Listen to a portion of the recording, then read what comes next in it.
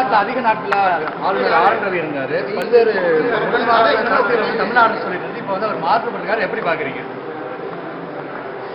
எங்கே மாற்றிருக்காங்கன்னு பார்க்கணும். மேற்கு வங்கத்துக்கு, ஏன்னா அங்கே இருக்கிற அம்மாவுக்கு தொல்லை கொடுக்கணும்.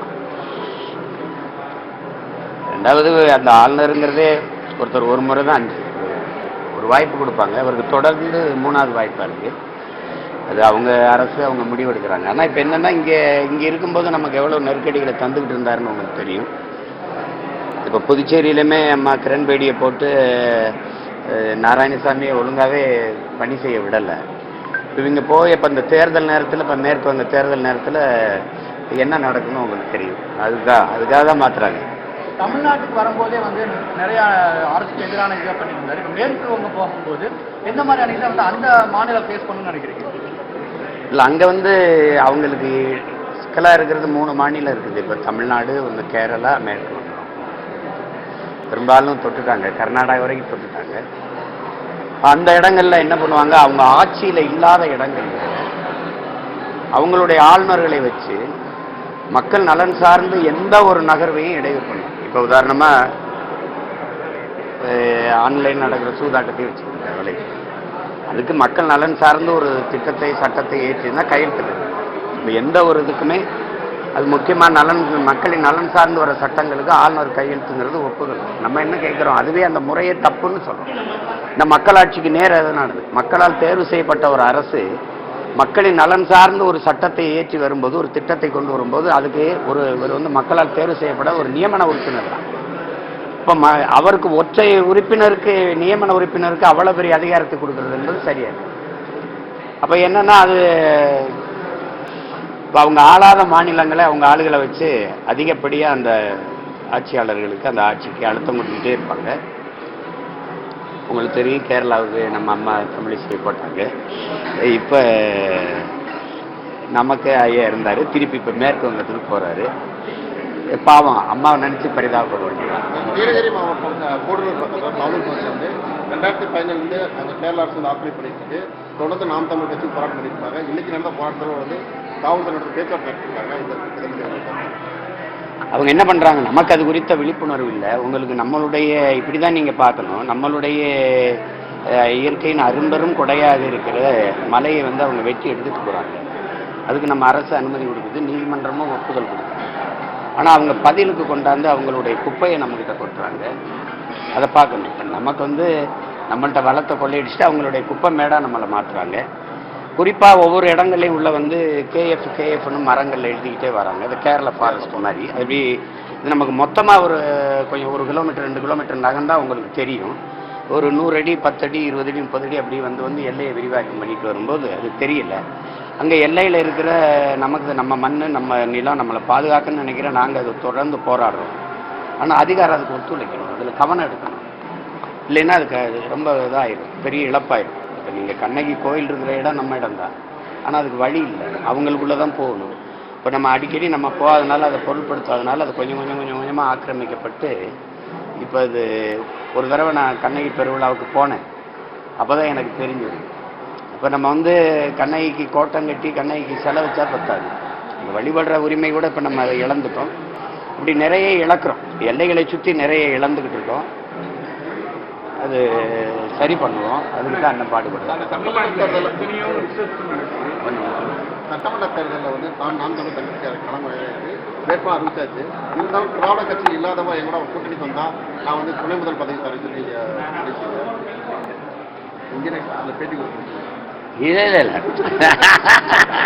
அது சுகம். அது வந்து வரமாட்டாங்க யாருக்கு. இங்கே வந்து வாக்குக்கு காசு கொடுக்காத வெல்ல முடியாதுன்னு இவங்க நம்புறாங்க.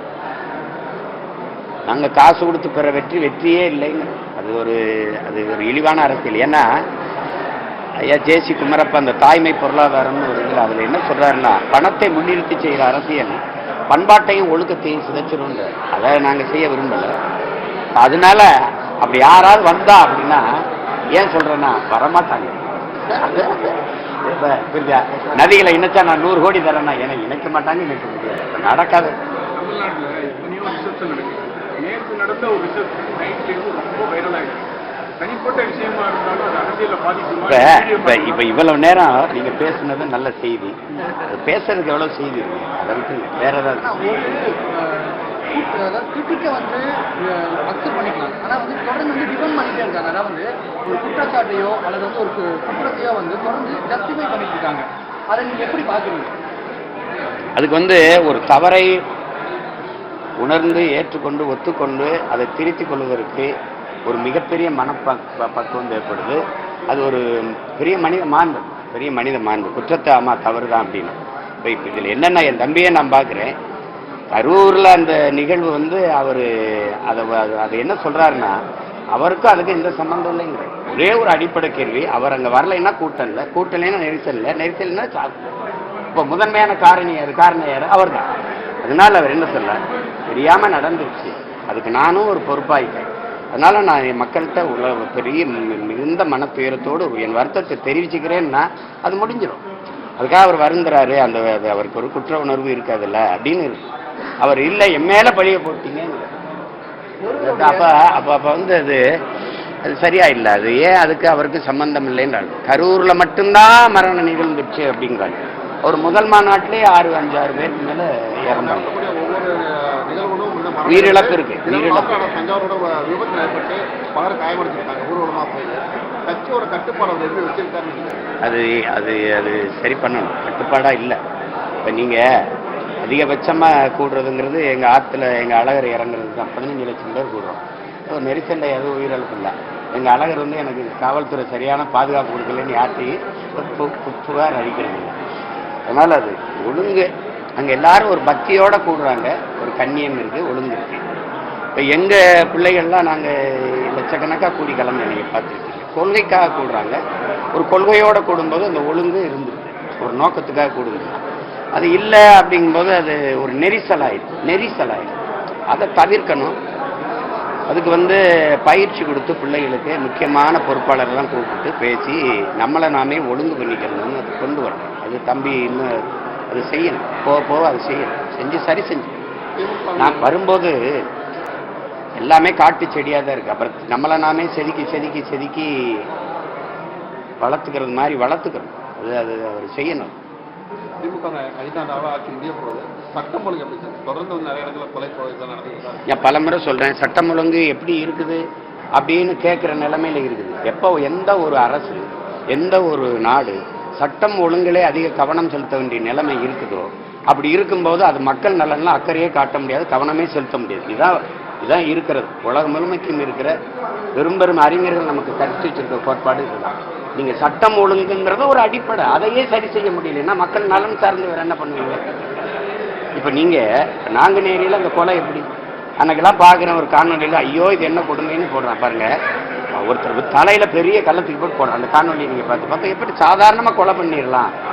ஏன்னா இங்க கொலைக்கு வந்து அதிகபட்சம் 90 நாள் தானே. உரிய சான்றுகளோட இந்த குற்றம் நிரூபிக்கப்படாதனால் அதை வந்து குற்றவாளிக்கு சாதகமாக எடுத்து விடுதலை செய்யறோம்னு வெளியில வந்துடுறாங்க. அப்புறம் வெளியில வந்து மறுபடியும் ஒரு கொலை. இவ்வளவுதான்டா அப்படின்னு வந்துருக்கு. இது சட்டம் இருக்கு, அது முறையான நடைமுறைப்படுத்தப்படாதனால குற்றங்கள் பெருகி கொண்டே போகும். உங்களுக்கு தெரியும், சொல்ற எல்லாருமே இந்த கொலையில கூட நாங்குநேரி கொலையில கூட கொலையாளிகள் போதையில் இருந்தாங்க. அன்னைக்கெல்லாம் ஒரு வலைவெளியில் காணொலி போக்குற ஒருத்தர் மயில் இந்த ஓட்டி போறான். அவன் தாறுமாறா ஓட்டி எல்லாருமே ஏற்றுக்கொண்டு ஒரு கடையில இடிக்கிறான். அது காரணம் போதை. அப்போ மதுவை திடப்போதைகளை அதை கஞ்சா அப்படின்னு மாதிரி அந்த திடப்போதை எல்லாத்தையும் நம்ம அங்கீகரிச்சு திறந்து விட்டுட்டு அப்புறம் அதில் ஒழுங்கு, அதில் சட்டம் ஒழுங்கு பாதுகாப்பு எல்லாம் பேசுவது வந்து ரொம்ப வேடிக்கை. ஆளுங்கட்சியாக திமுக வந்து 21 கட்சிகளை வச்சுக்கிட்டு இப்போ வந்து தேர்தல் சந்திக்குது. இந்த இதை ஆளுங்கட்சியாக இருந்தவங்க இல்லை எப்பவுமே நான் ஒன்று உங்ககிட்ட கேட்குறேன். நல்ல ஆட்சி கொடுத்துட்டோம்னா இவ்வளவு கூட்டம் தேவையில்லை. அந்த ஆட்சியை பற்றி நீங்க எடுத்து பேச வேண்டிய அவசியம் இல்லை, நீங்க விளம்பரப்படுத்த வேண்டியது இல்லை. நான் உங்க கனவு என்னன்னு கேட்க வேண்டியது இல்லை. இந்த கனவு என்னன்னா நான் சொல்றேன், எங்க கனவு பகுதி நேர ஆசிரியர் பலாயிரக்கணக்கில் வீதியில் நின்று எங்களுக்கு பணி நிரந்தரம் தாங்க, நாங்கள் சம வேலை செய்கிறோம், சம சம்பளம் கொடுங்கன்னு கேட்குறாங்க. செவிலியர் நிற்கிறாங்க, மருத்துவர் நிற்கிறாங்க, வேளாண்குடி மக்கள் நிற்கிறாங்க. எல்லாம் வீதியில் நின்று போராடும் போது அவங்க ஒவ்வொருத்தரும் அவங்க கனவை தான் சொல்றாங்க. அப்ப அதை விட என்ன கனவு, தனியா ஒரு கனவு இருக்கா? அப்போ நீங்க என்ன செய்யறீங்க, நல்ல ஆட்சி கொடுத்துட்டா வாக்குக்கு காசு கொடுக்க வேண்டிய அவசியம் ஏன் உருவாகுது? வாக்குக்கு காசு கொடுக்கும்போது ஒரு வேட்பாளர் அங்க ஒரு 15 கோடியை முதலீடு செய்யறாருன்னா அது மக்கள் சேவைக்கா லாப தேவைக்கா? அப்ப முதலீடு செய்யும் போது அவர் முதலாளி ஆயிரு, அந்த இடத்துல மக்கள் சேவைங்கிறது செத்து போகுது. அப்ப இது மாண்புமிக்க ஜனநாயகம் கொலை செய்யப்பட்டு கொடிய கேடுகட்ட பணநாயகம் அங்கே தொடங்கப்பட்டது. அங்க வலுவா வேற ஒன்றி இருக்கு. அப்ப இந்த பணம் இருக்கிறவங்க தான் அரசியல் செய்ய முடியுங்கிற நிலை உருவாயிருக்கு. இப்ப பணம் இருக்கிறவங்க அரசியல் செய்ய முடியும், அதிகாரத்துக்கு வர முடியும்னா முதலாளிகளுக்கான அதிகாரம் உருவாக்கப்படுகிறோடைய உழைக்கும் அடித்தட்டு மக்களுக்கான 80-90 விழுக்காடு மக்களுக்கான அரசியலோ அதிகாரமோ இந்த நிலத்தில் இருக்காது. அப்ப இவங்க வெறும் தேர்தல் அரசியல், கட்சி அரசியல் தான் இருக்கும், மக்கள் அரசியல்ங்கிறது கிடையாது. இப்ப அந்த இடத்துல அதுதான் அந்த ஆபத்தா இருக்கு. நல்ல ஆட்சினா சொல்ல வேண்டியது இல்லை. நீங்க வெறும் தாத்தா காமராஜர்கிட்ட போயிட்ட சுந்தரம்ங்கிற இயக்குனர் ஐயா நம்ம செய்த சாதனைகள்லாம் ஒரு விளம்பரம் படமா எடுத்து போட்டு காட்டலாம் மக்களுக்கு அப்படின்னு. அப்படியா என்ன செஞ்சிருக்கோம்? பள்ளிக்கூடம் கட்டியிருக்கோம், அதுல பிள்ளைகள்லாம் படிக்கிறதுல படிக்கும். அப்புறம் என்ன போட்டிருக்கோம்? சாலை போட்டிருக்கோம், அதுல சனமெல்லாம் நடக்குதுல, ஆமா நடக்குது. அப்புறம் என்ன பண்ணியிருக்கோம்? அணை கட்டியிருக்கோம், அணையை பயன்படுத்தி விவசாயம் எல்லாம் வேளாண்மை செய்யறாங்க. இதுக்கு என்ன தனியா விளம்பரம்? உங்களுக்கு புரியுதுங்க? அதான் தெரியுதே. இப்ப நீங்க ஒரு திட்டத்தை செஞ்சிட்டீங்கன்னா அந்த திட்டத்தின் பயனை நான் அனுபவிச்சுட்டேன்னா அப்ப அந்த ஆட்சியை நானே போற்றுவன்ல. அப்ப நீ எதுக்கு விளம்பரப்படுத்திக்கிட்டு நீ எதுக்கு அப்புறம் மறுபடியும் காசு கொடுக்க வேண்டியது இருக்கு? புரியுத? அப்ப நல்ல ஆட்சிங்கிறது வெறும் சொல்லாட்சியில தான் இருக்கு, சொல்லுல தான் இருக்கு, செயல்ல இருக்கு. காங்கிரஸ் தொடர்ந்து எது வரீங்க, ஒரு 28 சீட் வாங்கிட்டீங்க, ராஜா தந்திரம் நினைக்கிறீங்களா? எவ்வளவு ஜெயிப்பாங்க நினைக்கிறீங்க? அதெல்லாம் ஒண்ணும் இல்லை. நீங்க போன தடவை 25 சீட்டு கொடுத்து 25 இடம் கொடுத்தீங்க, இந்த வாட்டி கூட 3 கொடுத்த பிறகு ஒரு மாநிலங்களவை கொடுத்துருக்கீங்க. அது அவங்களுக்கு இருக்கிற நிர்பந்தம். நாங்க இந்த காங்கிரஸ் பாரதிய ஜனதா எல்லாத்தையும் ஒரே அளவுல தான் பார்ப்போம். எங்களுக்கு இந்த கட்சிகள் அவசியம் இல்லை. எங்களுக்காக எதுக்கு நின்று இருக்குதுங்கிறது. மாநில உரிமைன்னு பேசுறாங்க, மாநில உரிமையெல்லாம் பறிச்சது யாரு? இவங்க. பறிக்கும் போது இருந்தது யாரு? இவங்க. அப்ப பறிச்சவனும் பறி கொடுத்தவனும் சேர்ந்துக்கிட்டு மறுபடியும் மாநில உரிமை நலன் அதெல்லாம் பேசுவது வெறியா வருமா? வராது. எத்தனை வருஷத்துக்கு, எத்தனை ஆண்டுகளுக்கு? விடுதலை பெற்ற இந்தியாவை 60 ஆண்டுகள் ஆண்டது இந்த கட்சி தான். இந்த நாட்டில் இருக்கிற இவ்வளவு ஏழ்மை, வறுமை, பசி, பட்டினி, வேலையின்மை, திண்ட எல்லாத்துக்கும் பொறுப்பேற்க வேண்டிய கட்சி அதுதான். அப்புறம் ஓட்டு போடுறாங்களா? நீங்க வாங்குறீங்களா? போடுறாங்களா? எனக்கு போட்டாங்க, உங்களுக்கு போட்டாங்களா? வாங்கினீங்களா? சொல்லுங்க. நீங்க வாக்கை பெறுவதில்லை, வாக்கை வாங்குறீங்க, பர்ச்சேஸ் பண்றீங்க, வழங்குதுல வாங்குறீங்க. சமீப காலமா தமிழ்நாட்டில் அரசியல் அறிவு கம்மியா இருக்கிற இளைஞர்கள் அதிகமான மாதிரி ஒரு குற்றச்சாட்டு இருக்கு. அந்த இளைஞர்களுக்கு நீங்க என்ன சொல்ல விரும்புறீங்க? ஏன்னா நான் தமிழ் நிறைய இளைஞர்கள் இல்ல இங்க தம்பி, நீங்க இது நல்ல கேள்வியா பாக்குறேன். ஒரு அடிப்படை புரிஞ்சுக்கணும். என்னன்னா இங்க என்ன சொன்னா, அரசியலை கற்பிக்காதது கல்வியே இல்லை, அரசியலை தாண்டி ஆகச்சிறந்த கல்வி இல்லை. ஏன்னா அரசியல் என்பது அறிவியல், புவியியல், இயற்பியல், வேதியியல், உயிரியல் போல இது ஒரு வாழ்வியல். இந்த வாழ்வியலை படிப்பிக்கல. ஒரு அரசு தான் ஒரு மனிதனின் பிறப்பிலிருந்து இறப்பு வரை எல்லாத்தையுமே அதுதான் முடிவெடுக்கு. அப்ப அந்த அரசை தீர்மானிக்கிறது, அரசை முடிவெடுப்பது, நிறுவது எதுனா அரசியல். அந்த அரசியலை கற்பிக்காம பிள்ளைகளுக்கு தனக்கான எதிர்காலத்தை தீர்மானிக்க ஒரு தலைவனின் கையெழுத்துல தான் அவன் தலையெழுத்தை தீர்மானிக்கப்படுது. அப்ப அந்த தலைவனை தேர்வு செய்யற அரசியலை கற்பிக்காம அவன் எப்படி பண்ணுவான்? நீங்க பள்ளி கல்லூரியில அரசியல் பேசக்கூடாது, என்னைய தடை போட்டுருச்சு, பள்ளி கல்லூரியில பேசக்கூடாது, சினிமா நாலேஜுக்கு போயிட்டு. ஆனா திரைப்படத்தை பத்தி பேசலாம், சினிமா பேசலாம். உங்களுக்கு புரியுதா? அப்போ நீங்க என்ன பண்ணிடுறீங்க? இறை வழிபாட்டை தூற்றி நீங்கள் திரை வழிபாட்டை போட்டுட்டீங்க. கதாநாயக வழிபாட்டை, கடவுள் வழிபாட்டை விடவும் கதாநாயகன் வழிபாடு மேன்மையானதுன்னுட்டீங்க. அரசு விழாக்கள்ல எல்லாம் அறிஞர்களோ, ஆன்றோர்களோ, சான்றார்களோ, கல்வியாளர்களோ போறதில்ல. திரைப்பட இயக்குனர், திரைப்பட நடிகர், திரைப்பட நடிகை போய் இப்ப கல்வி சிறந்த தமிழ்நாடுல யார் போய் பேசுனது? பல பல்கலைக்கழக துணைவேந்தர்களா, இல்ல பெரிய கல்வி வல்லுநர்களா, ஆன்றோர்களா, அறிஞர்களா, யார் போய் பேசுனது? அப்ப என்னன்னா ஒரு திரைப்பட ஒரு கல்லூரி தொடக்கமா மாணவர்களுக்கு ஒரு நடிகர் நடிகை கூட்டி வரவேற்பை கொடுக்கறது, அத வெல்கம் அப்படின்னு வைக்கிறது. திருப்பி 6 கல்லூரி விழாக்களா அதுல திரைப்பட பாடலையே போட்டு ஆடுறது, அதுதான் உச்சம். அதுதான் அப்படிங்கும்போது சினிமா ஒரு பெரிய மதமா மாறிடுச்சு. இங்க உங்களுக்கு எப்படி கிரிக்கெட் எப்படியோ, எப்படி மதங்கள் எப்படியோ, அது மாதிரி இது ஒரு மதம். அப்ப அந்த மாதிரி கொண்டாந்து நிறுத்தினது யாருன்னா இந்த ஆட்சியாளர்கள் தான். இந்த ஆட்சியாளர் தான். இப்ப என்ன கேரளாவில் திரைப்படம் இல்லையா? ஆந்திராவில் திரையரங்கு பார்த்தீங்கன்னா நாளைக்கு வேணும் இன்னைக்கு ராத்திரியே சாப்பாடோடு படுத்து கிடப்பான். ஒவ்வொரு திரையரங்க வாசல் இப்போ கூட என் தம்பி சமுத்திரக்கணி சொல்லுவாங்க, கிடாயை வெட்டி சாமியை கும்பிட்டு தட்டு விட்டு திரையரங்குக்குள்ளே போவான். அவ்வளோ வெறி கொண்டவன். அங்கே ஆள முடியலையே. என்.டி. ராமாராவ் ஐயா வந்தது ஒரு விபத்து, அது ஒரு தற்செயல். இங்கே ஐயா எம்ஜிஆர் வந்துட்டது ஒரு தற்செயல், அன்னைக்குள்ள காலச்சூழல். ஆனால் இங்கே மாதிரி ஒரு அளவு கடந்த திரைக்கவர்ச்சியில் மூழ்கின நாடு எந்த மாநிலமும் கிடையாது. மேற்கு வங்கத்தில் இல்லையா, மேற்கு வங்கத்தில் இல்லையா, இல்லை மகாராஷ்டிராவில் இல்லையா? அவங்கெல்லாம் ஒரு கட்சியில் ஒரு அங்கமாக இருப்பாங்க, ஒரு பகுதியாக இருப்பாங்க, இப்படிதான் இருப்பாங்க. ஆனால் நான் அதிகாரத்தை அழிச்ச உடனே எனக்கு அதிகாரத்தை கொடுத்துருங்க, ஒப்பனை கலைச்ச உடனே என்னை அரியணையில் உட்கார வச்சிருங்கிற ஒரு அமைப்பு இருக்குல்ல. இதை நீங்களாம் தான் பார்க்கணும், படித்தவர்கள் கற்றவர்கள். இதெல்லாம் ரசிக்கிறீங்களா ஏற்கிறீங்களான்னு பார்க்கணும். அது அந்த மனநிலை இருக்கிறவங்களுக்கு என்ன சொல்ல விரும்புறீங்க? அது கொஞ்சம் கொஞ்சமாக கற்றுக்குருவாங்க. இப்போ தெளிவு வரும். அரசியலுங்கிறது எதுன்னு புரிய வரும். ஏன்னா இங்கே தனி மனித அபிமானங்கள் தான் விதைக்கப்பட்டிருக்க ஒழிய தத்துவங்கள் சரியான சித்தாந்தங்கள் இங்கே விதைக்கப்படலை. அதில் வர சின்ன தடுமாற்றம்.